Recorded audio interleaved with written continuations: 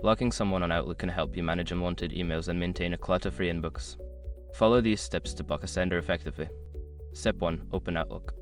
Launch the Outlook application on your computer or access it through your web browser by logging into your Outlook account. Step 2. Locate the email. Find an email from the sender you wish to block. You can do this by browsing your inbox or using the search function to locate their message. Step 3. Open the email. Click on the email to open it. This will allow you to access the sender's details and options for blocking. Step 4. Block the sender. In the email window, look for the junk or more options in the toolbar. Click on it, then select Block Sender from the drop-down menu. Confirm your choice if prompted. Step 5. Verify block senders list. To ensure the sender has been successfully blocked, go to your settings. Navigate to Mail, Junk, Email and check the block senders and domain section to see if the sender is listed. By following these steps, you can easily block unwanted emails from specific senders in Outlook. Enjoy a cleaner inbox.